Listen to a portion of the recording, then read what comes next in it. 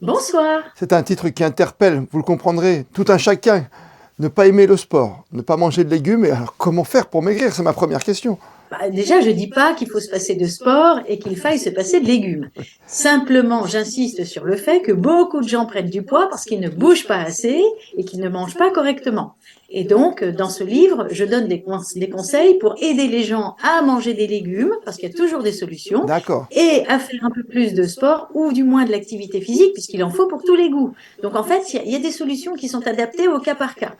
Il n'y a pas de tromperie sur la marchandise, donc on mange un tout petit peu de légumes Non, et un tout petit peu de sport, ah mais c'est oui. quand même obligatoire quelque part. Ah oui, oui, oui, oui, oui, absolument. Vous savez, le secret de la perte de poids, il repose sur les trois piliers. Bon, c'est la qualité de l'alimentation, un Oui. bon niveau d'activité physique et un bon sommeil. Alors comment fait-on très concrètement quand on n'est pas Oui, sportif et qu'on n'aime pas les légumes pour perdre un peu de poids? oui. Alors, d'abord, on n'aime jamais aucun légume, on est bien d'accord. Donc, on fait la sélection de ce qu'on aime et on veille à introduire les légumes systématiquement à chaque repas, à midi et le soir. Ouais. D'ailleurs, je souhaite réhabiliter les crudités. Vous savez, actuellement, on mange très vite et on fait juste un plat principal et un café gourmand. C'est une erreur, à mon Parce que ça sens. coûte cher aussi, madame. Autrefois, oui, oui, bien sûr, mais vous savez, la santé n'a pas de prix. Et une petite assiette de crudités en entrée, ça coûte pas bien cher malgré tout, ou une petite salade verte. Déjà, c'est un progrès considérable. Ensuite, deuxième chose que je conseille, c'est de remplacer le dessert sucré par un fruit. Bon, déjà, vous voyez, hein, Oui, sans être hyper compliqué, déjà en faisant ces deux choses, un légume à chaque repas et un fruit au dessert, c'est déjà très bien. ça c'est un Sur début. le plan de D'accord, l'activité, oui, c'est ça, c'est un début. d'accord. Sur le plan de l'activité physique, bon, je sais très bien qu'il y a des gens qui n'aiment pas faire du sport, mais l'activité physique, en revanche, c'est obligatoire. On ne peut pas être en bonne santé si on est sédentaire. On a deux jambes, il faut les utiliser. Et donc, les utiliser ne serait-ce que pour marcher. Et pour les gens qui sont au travail et qui sont assis toute la journée, je leur conseille au moins de se lever 5 minutes toutes les heures pour monter des escaliers, aller voir un collègue 3 étages au-dessus, faire des couloirs. Au moment du déjeuner, le temps de pause, on peut le diviser en deux, consacrer une demi-heure à aller marcher autour du pâté de maison et la demi-heure suivante à aller déjeuner. Vous voyez, mais 8 heures à 5 minutes par heure, ça fait déjà 40 minutes d'activité physique.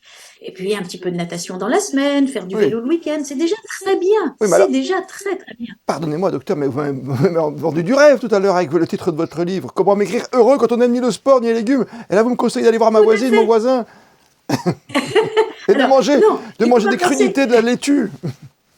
Oui, oui, oui, oui, mais vous savez, les gens qui bougent peu sont des gens qui mangent mal, qui sont attirés par le goût sucré. Mhm. Dès lors que vous mettez à mieux dormir, vous retrouvez du tonus.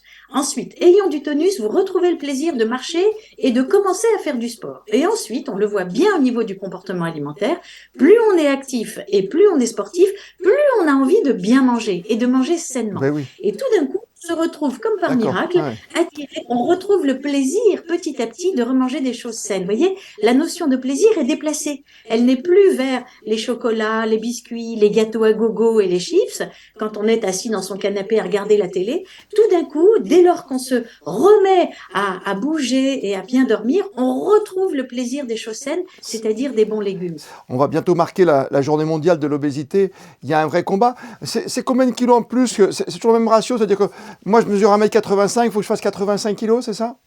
Oh, écoutez, le poids, c'est très subjectif. Nous, D'accord. médecins, nous avons l'habitude de dire que quand quelqu'un a un surpoids modéré et que c'est quelqu'un qui mange bien, qui est actif et qui dort bien, il n'y a pas de raison de se jeter sur des régimes pour maigrir. C'est la porte ouverte aux troubles du comportement alimentaire. D'accord. Notre premier critère pour inciter les gens à faire attention, c'est quand les problèmes de santé arrivent.